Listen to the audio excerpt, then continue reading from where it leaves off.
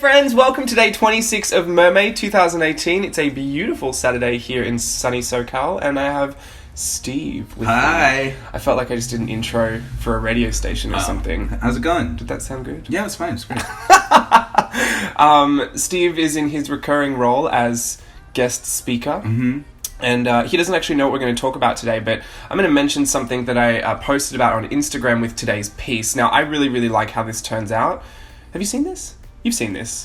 The seahorse? Oh, yeah. It's pretty. I really like how it turns out, and I'm going to have a bit of a chat with Steve today about imaginative fitness. Working out your imagination, kind of like, what's your creative health like? And so I want to explore this idea that your creativity, your imagination is something that can be exercised. Okay. And getting it from a very unhealthy place into a very productive and healthy place. Much like you would on a physical health journey, what that looks like for when you're doing it creatively. Well, what would an unhealthy creative... An unhealthy imagination, I feel like, would be one that kind of just doesn't function anymore. You know, when we grow up, and I find it fascinating that as children, before we're told things are weird or they don't make sense or you shouldn't think like that, we have the most unlimited resource in our imagination. Yeah. And when we can entertain ourselves for days. Sure. In the same fake scenario that, you know, we just made up in our heads. Yeah. So I think that's very healthy. I think over time, as we grow older, when we get a little bit beaten down or we get sidetracked, let's be honest, a lot of us just get sidetracked with other work. We don't indulge that imagination that we have. Right. And in turn, it doesn't fulfill our creative desires that we might have. We don't flex those muscles. Yeah, I think a lot of it just really comes down to fear. Well, and back to what I say, like, unhealthy, just to me, means one that just isn't active. Yeah, and I think the reason why it becomes inactive, especially if you've had a history of having a very healthy creativity, creative imagination, and such, if that's your history, and then when it all of a sudden stops, I think you get in your own way, unfortunately. Yeah, if you've got, like, couch potato imagination, that it kind of just... Everything else doesn't click. Yeah, and I mean, look, I think maybe people get comfortable in that mentality. Maybe you get comfortable in being a couch potato with your imagination. Maybe you just kind of rest on your laurels a little bit and think, oh, I don't really need that. And then it kind of goes by the wayside until, months later, years later, you realize, why am I so sad? Oh, I was so much happier when I did that. And then you feel like, okay, well, now how do I get back into it? And then you think, you know what I mean? You almost beat yourself up for being like, I've been away from it for so long, and I don't think I can remember how to do it, or I'm taking 3 steps back to get to where I first was before I quit. It's like physically working out, right? Well, a lot of us think that because it's been gone for so long that it just doesn't exist anymore. But I'm here to tell you today that it is still in there. That childlike imagination that you had is still in there, and I think today's piece is great for that because this is totally 100% based on that story that I told when I had that realization as a kid that, mermaids are tiny because they ride seahorses. Yeah. And so I'm doing this seahorse and I'm thinking, I was actually thinking of a Sketchflix episode that I had done where I turned the Cheshire Cat's body into a ribbon. And I thought, because I had that book out from when we were doing the Little Mermaid Sketchflix, and I was just looking at it and I thought, I really liked this ribbon body idea. I love ribbons. Anyone that knows me knows I love a good satin ribbon. Yeah, always. Silk satin. Or crepe de chine. I love ribbon. But I thought I'd do the ribbon over the seahorse's body, and like, I don't draw animals, so this is an adventure in drawing animals for me. I also wanted to go a bit abstract. The whole thing just it stemmed from a very, very juvenile place in my imagination. Right. And this is what I'm talking about, like flexing those muscles, going that deep, going back to your childhood memories of things, because often that can be your own motivation to be creative. Yeah. I'm reading this book, You Are a Badass. I'm almost done with it, by Jensen Sherrill. And I think I've linked that in one of these voiceovers. Yeah, one of these videos. And I was actually listening to it yesterday. Well, I'm listening to it because when I do cardio, I listen to books. It's great. Oh, yeah, same. Yeah. And she brought up a good point. She's like, what is the one thing that is like, what is prohibiting you from either reaching for your goals or going for something that you really want? And it's like, okay, well, I really want to do this thing. Well, what thing is that you want to do? Let's say hypothetical. I want to go skydiving, right? I want to go skydiving, but that's a bad example. Like, I don't know, like you want to do something for yourself, but you're afraid of what other people are going to think about it, about yourself, or about what you do, and then you get embarrassed. And so that in the end, the only reason why you are afraid of doing it is because you're afraid of feeling embarrassed, or afraid of you just kind of get in your own way, I guess is the whole idea, is that once you go through the entire process of why you're scared. Okay, well, I want to write a book, so I'm going to go for it, but well, what's keeping you from writing the book? Well, what if people don't think I'm smart? And okay, so let's say they don't think you're smart. Well, they don't think I'm smart, which means that maybe I'm dumb. Okay, well, we're quick to go to the what ifs, aren't we? Do you know? And it just goes and goes and goes, and before you know it, by the end of the day, you just kind of talk yourself out of it into a way that you're like, you almost start to believe that you don't have the ability to write a book, when anybody in this world has the ability to write a book, because everybody's life story is that interesting. Well, I think also, like, we're pretty quick to jump on the, out of fear, we're pretty quick to jump on the hypothetical negatives. Yeah. And so we go through that process, and oftentimes, like, I don't know, it can seem a little selfish for us, if we've got other responsibilities, to take time even to sit down and indulge ourselves with a drawing, or to go and take photos when you know you've got other things to be working on, or to, go and have a little dance session in the gym when you really know you should be working. Or I feel like work is the reason for a lot of the... but you need the break. You do, and I think we should feel less guilty about finding the positive outlook on why we should do something, because we'll always go to the negative. We'll always think, case in point, if you want to write a book, like, well, what if people don't think I'm smart? What if I don't write the right kind of book? What if I'm the only one that wants to read it? Those are all the things that would stop you from doing it, but how often do we then go to, what good will come from it? What if someone loves my book? What if that story is really helpful to someone? Yeah. What if my children really love it? Yeah. Or what if that becomes a massive success? Right. But we don't condition ourselves to think that way, because it often seems boastful, or it might seem like you've got some sick sense of pride to believe in yourself that much. Right. But I do believe that operating with an absurd amount of confidence is beneficial for the most part, because confidence different than arrogance. Oh, totally. Yeah. But in that movie, I Feel Pretty, I've actually been reading a few reviews on that, and people are really, really mad. Really? Yeah, would you believe that? Why? Because they think that it shouldn't have been portrayed that to walk around, for a woman to walk around with that amount of confidence looking the way she does, it just reiterates what kind of a society we live in. That it would be absurd for a woman to look like that and feel confident. And I'm thinking, I get that point, but that's what this movie is about. Wait. So the person who's writing the article is the one who has the issue. Yeah. Oh no, Amy Schumer's fine with it. She loves it. She loves the message. I'm sure most people that enjoyed that movie just love the message of it. Right. That confidence is key in many, many areas, and it's something that we, I can't speak for women because obviously I'm not a woman, but we as a society would find a way to make sure that people do feel beat down when they start to feel really good. And I don't know what it is about us that does that. I think it stems from our own insecurities and our 100%. Yeah, but I love the message of that movie, because operating with that absurd amount of confidence did get her where she wanted to go. Right. And yes, it was a little delusional because she thought she looked a different way, but the reality was she had that power inside of her all along. Yeah, come on, Glinda. I love The Wizard of Oz. I think I want to reiterate that message to you today, that it is not wrong for you to walk around with an absurd amount of confidence about your imagination, about your creativity, the power that you possess to create beautiful things. They may only be beautiful to you. They might be beautiful to you and 3 other people, but guess what? You and those 3 other people are going to love it. Well, yeah, and the thing is like the power that we each have as individuals. Like, we have the power to change somebody's day. We have the power to, and in changing somebody's day, it might change their life. And in changing their life, it might be a whole other discovery for that individual and for yourself when you do it. I mean, you don't ever know, like... You don't know where someone's at. Right, or whose life you're saving, even if it's your own. Like, you are an important life to save.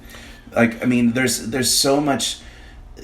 To whom much is given, much is required, and I think everybody is given so much. And I think I read a quote someplace, and I don't remember what it was, but the whole idea was, what if it does actually work out? Yeah. Instead of freaking yourself out about no, this isn't going to work, or I don't like this. What happens if it does? Yeah.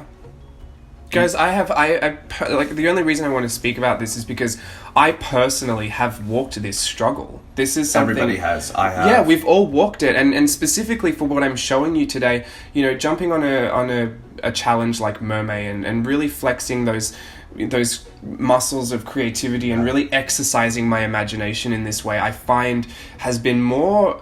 This has been more motivating for me and more stimulating than a lot of the things I've done recently. Yeah. And I think it really just comes back to that place where I'm actually just instilling a lot more confidence in myself. Like, I know I have been confident, but this is like really kind of driving it home for me right now. Well, that's really great. And I'm really happy that you've had that. And I'm sure, you know, a lot of you people who are listening have found that as well too. But that's what I'm seeing. Right, yeah. And I love seeing the stuff that pops up on the Facebook page because I think it's so interesting and so great just to see that people are going for it.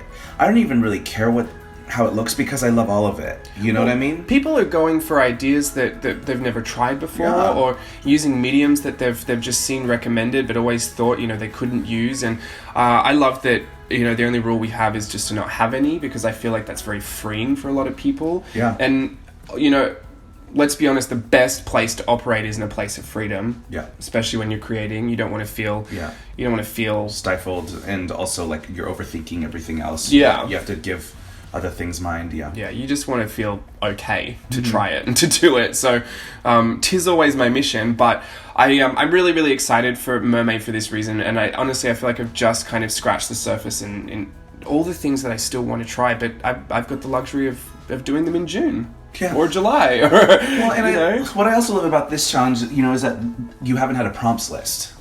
Yeah, and we've talked about that before, but I tend to get very stuck on the prompts list because I want to be intuitive about it. And whilst I could sit there and labor through it, I found that it was less productive for me. Maybe if I was just doing it for fun and I had like the time to do it and I could, you know, really take my time, perhaps I could wait for the right day to show up. But, you know, a monthly challenge to work off a prompts list, and, you know, half the prompts I just don't get inspired by. Even the ones we've made. Yeah. You know, Steve and I have formulated the list that stole Christmas. Yeah. I loved the prompts on there. But was I moved to do them that day? No. No, not at all. To be honest, the thought was what I enjoyed. So essentially you're telling everybody that you don't like rules. I hate rules. I should just have a competition where, like, I have a bunch of rules and see how many you can break. Oh, man. But I think the thing I wanted to reiterate is that, like, the freedom is something that I think is an important factor in creating with this abandon. And I think just to know that whatever you're doing, it does count. So if you think of your exercise as kind of, you know, a journey in health, like you do the same thing with your imagination. Flex those muscles, use them, pull an inspiration that you haven't pulled from in 25 years, go back 40 years and pick out that imaginary friend you had, or make up a story. Make up a story. Yeah. You've got the ability to do that. I know a lot of us just sit there and play hypotheticals in our heads all the time. There's no reason you can't play with those either. And, you know, try things. I've always said that there's, you know, you can always try something, even if you're creatively blocked or you're stunted or, you know, you know what you're going to do. There's always a tutorial out there for you to try if you've been itching to try something new. And even if it's like literally 20 minutes a day. Yeah, you know, like, or I mean, consistency is key, right? And they say, like, just like exercising, right? So, like, all, you know, health professionals, they say, like, if you walk on a treadmill or walk around your neighborhood for 30 minutes a day, like, you will have done such a service to your body, to yourself, to your soul, to your mind, everything. I mean. And you know what is interesting is that your stamina starts to increase. Yeah. So you do actually need to do more or do different things. Yeah. Which I think is the same in creating and using your imagination. You cannot stay in that one place forever. Right. You're going to have to move out of it. You don't have to completely abandon what you know. No, but plateauing. Elevate it. Right, because if you don't, then you just plateau and you're just kind of sitting in it, and it's not benefiting you. You're not receiving the full benefit of it all. Yeah, no, you've got to amp it up at some point. Yeah, and I see personally people that I've followed for a long time. I see the need for some people to amp it up. I see some people already trying it. It's never my place to tell anyone what to do. Yeah. But hopefully, if this message is one that resonates with you today, that you could just hear some of, you know, our personal struggles, our personal stories. We only speak from a place of love because we've been to this place before. Right. And it is cyclical. I'm not going to sit here and tell you that you will never struggle with it again. 100% it will come back, and you need these reminders. Well, and I think it's interesting because even for me, like, I gave myself a challenge in 2015 to do a photo shoot to do a series of photo shoots based on holidays. Yeah. So it started with Valentine's Day. It went Valentine's Day to St. Patrick's Day, to Easter, to Cinco de Mayo, to a summer solstice, to 4th of July. And just holidays on holidays. Yeah, holidays on holidays, and each one, and there was, or I did Memorial Day, and so there was all this so there's 12 holidays, and essentially I had weeks between each shoot, so I had to organize the shoot. I got the models, I costumed them, or I dressed them, or I styled them, went location scouting, grabbed an assistant if I was lucky enough to go out, shoot it, edit it, post it on the holiday. Yeah, and oftentimes you're working on, like, once you're doing one, you're already thinking about the next one and planning that. And it was so overwhelming, but it was so satisfying because I was able to do it, and it kind of motivated and put my work on the map, and kind of began to establish who I was as an artist, as a photographer. And I will say... How much did you learn? I learned so much because then it went back into every time I went to do a wedding, I was able to troubleshoot already. Right. That's important. And then since then, I have never done it again, and I have never felt lazier. So this is a great conversation for me to have because it has motivated me to yes, I still need to do that. I need to go out and shoot. I need to set deadlines for myself, for me personally, because that's how I work. Yeah, and can I say this much, if you need someone to get in on that with you, if you need a personal trainer for your imaginative and your creative health, I'm here for you. Yeah. I'm here to be your accountability buddy. Are you saying that to me? Or no, I mean, I'm saying it to everyone on YouTube, but... Because I'm going to take you up. But that's where... Well, you already have taken me up on that. I'm currently helping Steve with the project. But that is important too. Sometimes we don't like to do these things alone. I know I myself, to physically get to the gym, it is much easier for me to go with someone. So Steve and I will try and do that together. And I think much the same way when you're trying to, build the health of your creative being, you need some support in that. Yeah. So that's why I share as much as I do. That's why I'm always reachable in the Facebook group or on social media outlets, wherever you can find me, really. Yeah. But I'm always here to try and give you a new idea, to make sure that, you're not going to that imaginary gym and struggling with the same old boring exercise. Yeah. To shake it up a bit. Let's Zumba your mind. Yeah. I love that. Zumba your mind. And I don't know, and I mean, I believe you. I trust you. I know you. And you're right. Yeah. But also, grace. Grace for yourself is always important. Definitely, always. I tell this to everybody. Yes, okay. Okay, I'm going to tell a story. Tangent. Excuse me. Yesterday at work, there was, we're doing a costume change. One of our costuming assistants was just having a real struggle in making sure that the quick changes were happening. And I could see the distress on her face. And I just went up to her after a show and I said, what can I do to help you to make sure that we can get this costume change? And we had a conversation. I said, great. And so then in talking to her, and I said, you know what? I go, it's okay to have grace for yourself. It's okay just to be you don't need to beat yourself up over this. I go, it's fine. We'll make it out there. We've made it out there. It might not have been as smooth as we had wanted, but it's fine. Everything will be okay. Offer yourself some grace to know that you are doing the best that you are doing, and that you have the potential, and that you can grow in this area. But nobody's here to yell at you. I'm not here to yell at you. Because nobody else is yelling at you, you don't need to yell at yourself. Right. You know what, I will say, it's easier to have grace knowing that you've done all you could. Right. I've never had less grace for myself knowing that I was lazy. Yeah, right. It doesn't kind of work like that, but I do want to just say, this is something that is cyclical. Maybe 6 months from now, maybe June will hit, and I might feel so exhausted from MERMAY that I just won't do anything. But it is also my job, so I have to. But I'm just gonna say, there are days when I do allow myself grace when things don't work out, where I say, you know what, write off. Just going to try it again tomorrow. I'm not mad that I tried. This helped with that. And sometimes I've gone back to things and thought, oh, that was the mistake I needed to have, because I've got a moment that I have to problem solve here, and that was exactly what I needed to do. Yeah. So look, it's all worth it. It's all worthwhile. I just encourage you to think. I said on Instagram, I wish there was a Fitbit for your creativity, right. Just to know how many miles that you've tracked in this space, because if you could log it, if you're logging the amount of hours that you do a day or the minutes that you do a day being creative, and you actually see the work that you're producing, you'll notice that the more you do it, the better you get. The better it is. It's just a fact. Yeah. And, and it's all beneficial. All of it is beneficial. Yeah. And I do believe creative people are magnetic and electric, so yeah. It is super important that we do that. So we're surrounded by a bunch of magnetic, volatile people. Yeah, volatile. Did you hear I said electric? Electric. I think did you also say was something else? I probably made inactive.